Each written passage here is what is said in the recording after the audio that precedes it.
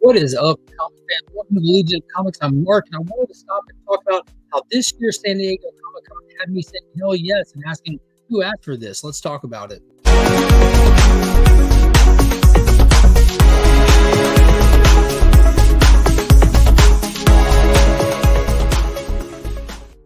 Quick shout out to the homies at Big Time Collectibles. Be sure to check them out. They've launched their gold tier membership box where you get all kinds of exclusives and early access to some fantastic stuff. You don't want to miss out on that. Be sure to check it out. So let's get into it. 2023 had San Diego Comic-Con wrap up around about a month ago, and it's just got me scratching my head, really thinking about how it really felt like a proper San Diego Comic-Con for the first time in a long time. With the writers and actors guilds on strike, there was no footprint for Hollywood inside the convention. That gave comic creators, and all kinds of other stuff so much more room to breathe and bring their projects to the fans. And it really dominated not just the news cycle, but the social media sphere as well. There were so many cool projects announced, and I want to touch on and talk about a little bit of that and what I'm really looking forward to. But first, let's talk about who asked for this. I think the biggest comic event of the year was announced there, and if you haven't heard about it, there's no way you're not going to before it drops, and that's none other than Justice League versus Godzilla versus Kong. I know that sounds crazy, and it took me a little while to process it, but we have the legendary version of Godzilla and King Kong going to be sharing page space with none other than DC's most iconic characters in the Justice League of America. This is going to be a mini series. It's going to be a maximum style event, though. I'm not sure the premise or the plot. All I know is that the monsters are coming over to the DC universe, I believe. I could be mistaken, but I do believe that's what happens. And I'm big excited for this. They've been showing and announcing covers left and right. This one right here takes the cake. This will be the 1 in 25 Dan Mora incentive variant for retailers. So check with your shops. Because, dude, I'm telling you, there's so much to be excited about from this. I'm a big Godzilla fan. I'm a huge King Kong fan. He's like my favorite monster ever. And I'm a huge DC nut job. So this has just got everything all into one. And this is where it really gets insane. This is how much they're leaning into this event and how well they expect it to go. This right here is actually a connecting cover set. This image shows it put together. On the left side, you have Godzilla. And on the right side, you have Kong.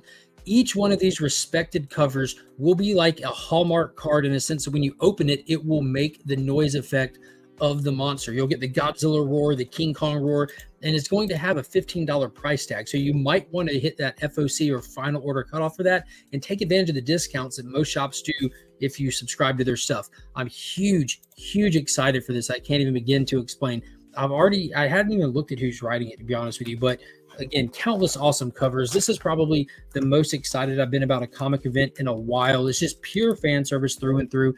And then over in the movie and TV show side, we did not have a Hollywood footprint there, but there were some DC animated projects that were announced that are massive, in my opinion. Big things coming. They announced two. So they announced the Watchmen is getting the DC animated treatment, as well as a Justice League Crisis on Infinite Earths.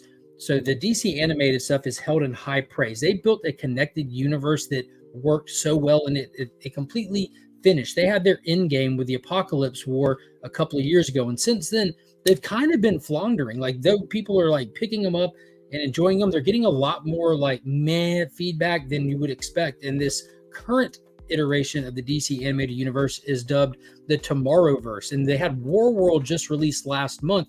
And in that, it teased about that Crisis on Infinite Earths coming. So I'm thinking they might be getting ready to demolish their current Tomorrowverse and start afresh again. But I can't confirm that. But they did confirm through James Gunn that these two films right here have nothing to do with the connectivity of the DCU moving forward.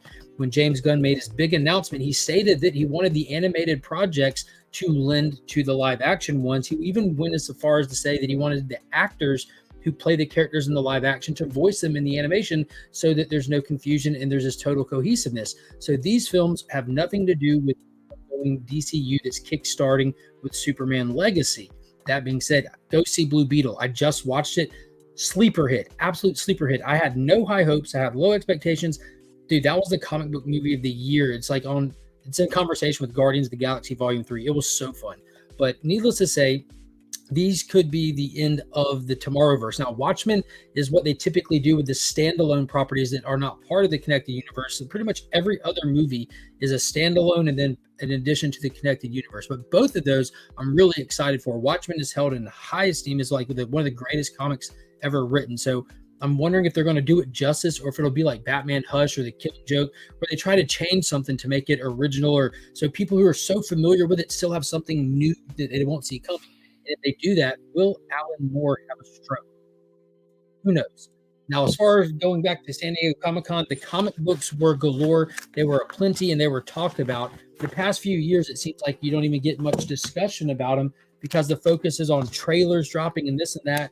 And there was a couple that absolutely caught my attention. The book of the convention, the one that was just absolutely being chased after by everyone, came to you not from the big two, but from Image Comics, the Skybound imprint specifically. It's no secret that they have taken over the rights for Transformers and G.I. Joe. They're slow rolling the introduction of these characters into what they have dubbed the Energon universe. And there was a cover from one of my favorite artists, and I picked up everything I wanted from San Diego Comic-Con. So let's take a look at what I picked up. This was from Nomos Comics. Like, they sold theirs online ahead of time and after, and there's two books. Wow, that's funny. The book I wanted was sandwiched in here and protected by two other books that I didn't even order or pay for. So huge shout out to Nomos Comics for giving me extra stuff to probably just turn around and pay it for, and I'll give it away to subscribers, or I'll give it away to channel members. So don't forget to hit that subscribe button, thumbs up, as well as hit that join button. See if the membership is for you. So this is one that was just thrown in here. It's one of the last Ronins. Pretty dope cover there. God, I forget the name of this guy who did this cover. He did like the one for #1 with all his brothers' ghosts above him. Man, oh man. Eman is going to kill me for forgetting. Dude, I cannot believe I forgot his name. He donated in a huge way to Comics Curing Cancer last year. Big shout out. We are building that event out right now. We got the date set. Hit that QR code. Go follow the IG page for Comics Curing Cancer. We got that set up now so you can get all the information directly there. We're looking for donations for Comics Curing Cancer. Last year, we raised over $22,000. This year, we're trying to make it bigger and better.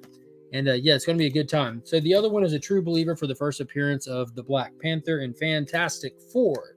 Beautiful, beautiful book there. Yeah, so that one definitely will just go back out to the community. And man, I'm sitting here just, I cannot believe I forgot his name. Holy crap. That's crazy. But this is the book that I actually ordered. It was, what the hell is the name of this? Siren of the City. And it's a John Jang exclusive for it. It does come with a cool COA that's like a trading card. This is number 8 of 250. So low print run there. And number 8, that's not bad at all. That is not bad. Aaron Bartling. Boom. Aaron Bartling. That's definitely his cover. I cannot believe I forgot that. Yeah. Now E-Man doesn't have to be mad at me. Aaron Bartling. He's definitely a huge supporter of the C-List Villains podcast, which E-Man is one of the hosts of. So now here's the book that everyone was after this year. This was the one. This is, if you were there, you were racing to get this. If you weren't there, you were crying about the online prices for this right here. And I had a man on the floor. Always check with your friends. That's one of the fantastic things about this community is that you can typically find someone at any convention somewhere out there. And again, Image Comics is killing it. And what we have here is the first ever Image Comics Transformers Energon universe. And this is the ash can for the upcoming Transformers series. Beautiful Daniel Warren Johnson cover with Optimus Prime. So we get the first few pages of issue 1. They're all in black and white. There's a couple of pages redacted and there are no words. And I know that because this is actually my second copy. So I made sure to get 2 of those. I check all my sources. I doubled down. There's no promise that anyone on the floor could have gotten it. So I made sure that I had a backup plan, and both plans worked out properly. But that wasn't the only book people were after. Void Rivals is the really real hot, highly talked about book where all of this is first appearing. Void Rivals #1 was the first introduction of the Transformers in this Energon universe, and they had an issue 1 at San Diego Comic-Con with an exclusive cover by Daniel Warren Johnson. So there's that convention exclusive with Jetfire right there holding our main characters of Void Rivals. beautiful cover. Now, this was actually a poster that was issued the same week number 1 came out. When I went to Heroes, I had Daniel Warren Johnson sign my poster, and when I get this hung back up, it's going right there. And I did the same thing with this. I made sure I had a backup plan. So I got 2 of those. Definitely going to get 1 graded. Now, it's good that I have 2, but yeah, I'm big in on Void Rivals. And the first Daniel Warren Johnson cover with Transformers was actually on the 1 in 100 for issue 1 of Void Rivals that you saw that I just unboxed in a recent video. So I'm so excited just to even see these. I'm sitting good on Void Rivals and Transformers stuff. And if you did not get the opportunity to get one of those Transformers and you're looking forward to that series, you can go check out Void Rivals number 3 that just dropped this past week. In the back of it, it has 6 preview pages of Transformers 1, but this time they're actually in full color. It looks beautiful. I'm really excited. And dude, leave me a comment down below. Let me know, are you excited for this upcoming Transformers? What did you think of San Diego Comic-Con? Did you pick anything up? Let me know.